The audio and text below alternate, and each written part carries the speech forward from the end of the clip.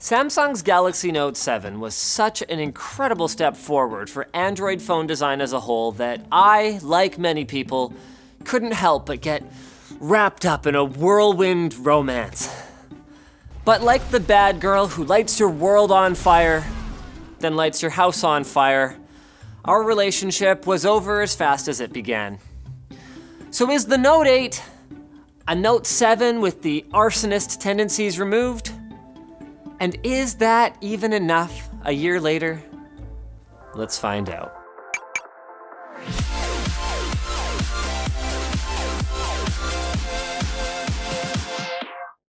iBuyPower and MSI's new lineup of gaming laptops feature Intel 7th generation Core i7 processors. Check them out at the link below.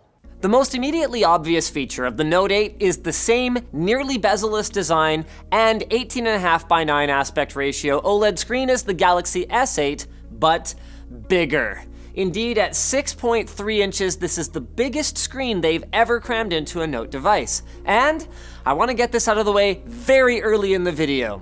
Whether you prefer the default, more vivid color profile, or the more true to the original content developer mode sRGB tweaked one, content consumption on this device is an unbelievable experience. If you love scrolling vertically, then whether it's photos or text, you'll be seeing more of it and bigger than ever before. And I'm not sure if they planned it this way, but the perfect black levels of the OLED screen makes 21:9 content appear as though it has a perfectly even frame around it that's super small. It's less like watching a movie on your phone and more like holding a movie in your hand. Unfortunately, you'll also be holding the audio in your hand.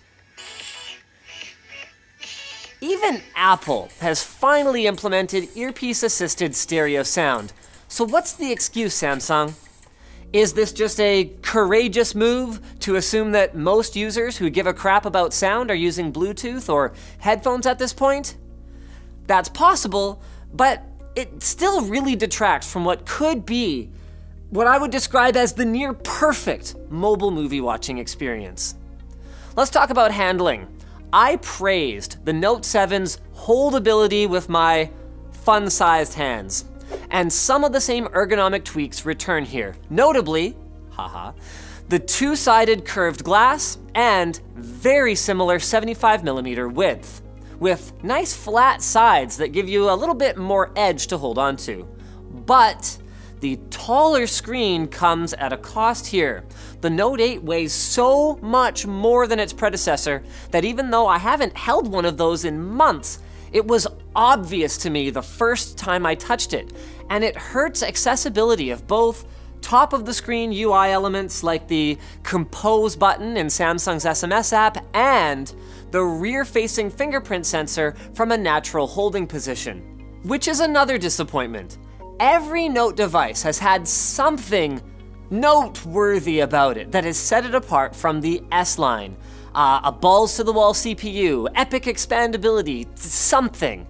With the Note 7, it was the iris scanner, which is back, and it's pretty handy when I'm not outside and it works. But what I was really hoping for was the rumored under-screen fingerprint sensor to bring that back to the front of the device. And instead of that, I got... I don't know, what did I get? Well, compared to the S8 Plus, it's the same 10nm CPU, same GPU. We got 6 gigs of RAM versus 4 on the micro SD expandable 64 gig storage version, and I guess we got a dual camera system. So it better be a pretty amazing camera then, right? Well, I'm not going to complain because the S8 and iPhone 7 are already as good as I feel is reasonable to ask of a cell phone at this point. Anything else is icing, and to be clear, it's better. Samsung's color science still isn't as true to life as Apple's, but in a way that will probably appeal to lots of mainstream folks, and I definitely appreciate the easy configuration and advanced control options available in their app. Finally, as a daily Samsung user, their lightning-fast double-tap camera launch continues to allow me to capture precious moments with my kids and pets that I would otherwise miss. It's just that I'm not an artistic photo taker, meaning that their post-processing blur effect, on top of looking unnatural next to true bokeh, doesn't do much for me. I super appreciate the 2x optical zoom and the optical image stabilization on both of the 12 megapixel rear cameras, but overall, a dual camera system wasn't enough to sell me on the iPhone 7 Plus, so it's not enough here. And in Samsung's case, the photos from the zoom camera are significantly softer than the wide, so a fair bit of the difference can often be made up with digital zoom anyway. Okay then, what about the stylus, excuse me, S Pen? Well, what to say about that? It's cool. You can highlight text for translation, sketch, or jot down difficult to input things like math formulas more accurately and with less latency than ever before. And they've added a whack of cool features for it, including, notably, the ability to jot down up to 100 pages of memos without ever turning your screen on, thanks to the always-on OLED display. I just personally find that not all, but much of what it does can be easily accomplished with my fingers in the time that it takes to remove the S Pen from its holster, adjust my grip, and start using it. It's certainly not something that I would personally give up 200 milliamp hours of battery life for it if given the choice. Which is a drag because, getting back to our S8 Plus versus Note comparison, that is one difference, along with price, that favors the S8 Plus. Battery life on the phone that can do it all is just not that impressive. Something Samsung seems to be aware of, given that it ships with a battery-saving resolution downscaling tweak enabled by default, raising the question of why they bother putting a 2960 by 1440 screen on it in the first place. And speaking of things I wish they hadn't included, a non-reprogrammable dedicated button for their digital assistant, Bixby. Let's say for a minute that I love Bixby. Let's say I was blown away by the way that you can basically execute macros on your phone. I would still understand the point of view of people who think that a computer vision-based shopping feature that can't recognize a bloody iPhone doesn't need a dedicated button, and I would still lobby Samsung to look past their own arrogance to the demands of their customers, a significant percentage of which have gone out of their way to download some janky third-party app in order to be able to remap the thing. So then, nutshell time. I still mostly like the tweaks in the latest iteration of TouchWiz. Screenshot and clipboard management is epic, and Samsung's keyboard prediction is actually better than ever. But especially at this price, I can't help but notice that Samsung played it really safe this time. No squeeze input, no Dolby Atmos, no built-in sundial, no quantum leap forward in industrial design. The Note 8 is not bad. It's arguably the most versatile phone on the market. It does everything.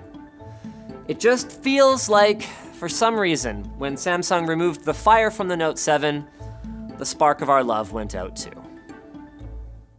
One thing I probably should have mentioned in the main video is how freaking slippery the back of the Note 8 is without a sexy D-brand skin. It's just something that didn't really occur to me until I was shooting this D-brand integration after the fact.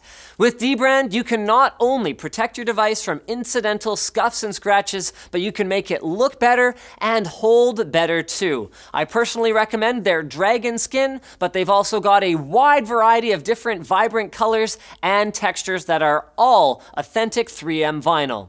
The best part of D-Brand's site is that it takes out the guesswork. You just go through their configurator, pick out the skins that you like, they ship it to you affordably, worldwide, not to mention extremely quickly, and the whole installation process just takes a few minutes. So go check them out at the link in the video description and skin up your device today.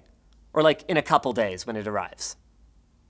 So thanks for watching, guys. If this video sucked, you know what to do. But if it was awesome, get subscribed, hit that like button, or check out the link to where to buy the stuff we featured in the video description. Also down there is our merch store, which has cool shirts like this one, and our community forum, which you should totally join.